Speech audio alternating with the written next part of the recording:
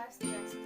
Halo teman-teman, perkenalkan nama saya Idewa Yuagumati Sinta Dewi, NIM 2019010140072, kelas 3A2, Fakultas Ekonomi dan Bisnis Universitas Sumberaya.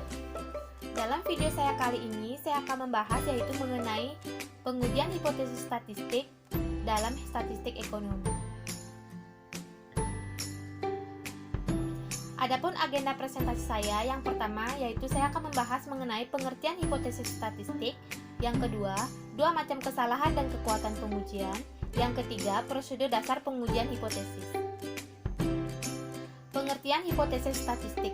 Sebenarnya, pengertian mengenai hipotesis statistik itu sangat luas. Sebagai contoh, saya mengambil pengertian hipotesis statistik dari para ahli, yaitu menurut Donald Ari.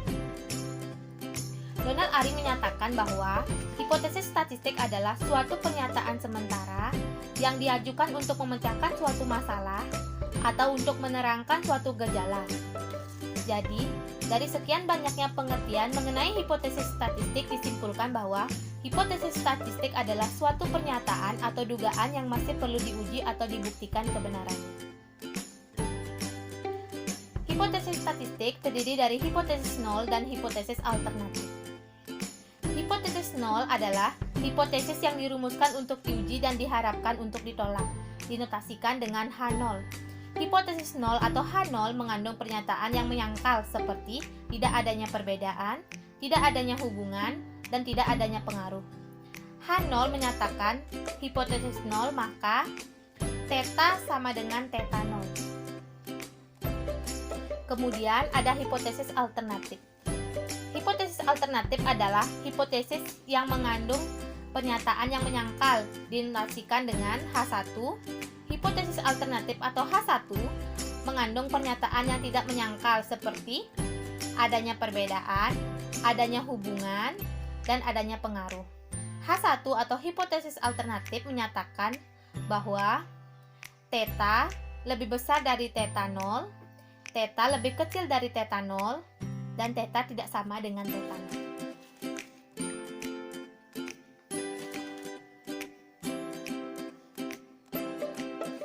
Kemudian, ada dua macam kesalahan dan kekuatan pengujian. Kesalahan jenis 1 adalah kesalahan yang dibuat dengan menolak hipotesis 0, padahal hipotesis 0 tersebut benar.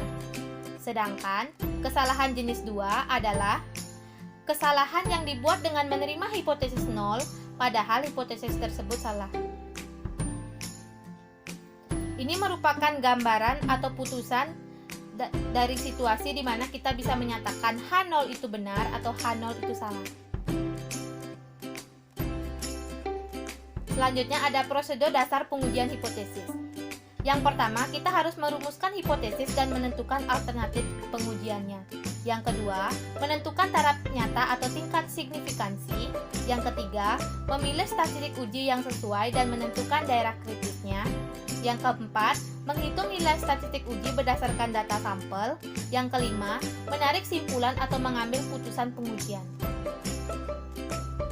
Yang pertama ada merumuskan hipotesis dan menentukan alternatif pengujiannya. Langkah pertama ini adalah untuk menentukan ke arah mana tanda uji hipotesis tersebut.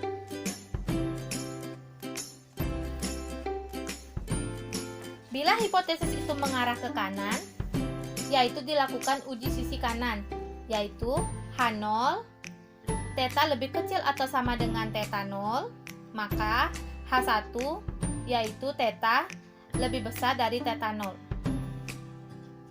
Yang kedua, bila mengarah ke sisi kiri, maka dilakukan uji sisi kiri, yaitu bila H0 yaitu theta lebih besar atau sama dengan theta 0, maka H1 yaitu theta lebih kecil dari theta 0. Bila mengarah ke salah satu sisi, maka dilakukan uji dua sisi, yaitu bila H0 yaitu theta sama dengan theta 0, maka H1 yaitu theta tidak sama dengan theta 0. Dua, yaitu menentukan taraf nyata atau tingkat signifikansi. Taraf nyata ini menunjukkan besarnya peluang menolak hipotesis 0 bila mana hipotesis 0 itu benar. Besarnya tarafnya ini dinyatakan dalam suatu bilangan yang menggunakan satuan persen, misalnya 1%, 2%, dan 10%. 3. Memilih statistik uji yang sesuai dan menentukan daerah kritisnya. Menentukan statistik uji yang relevan dan daerah kritisnya yaitu melalui statistik uji Z dan statistik uji T. Bila melalui statistik uji Z yaitu Z0 sama dengan theta dikurangi theta 0 per sigma 0.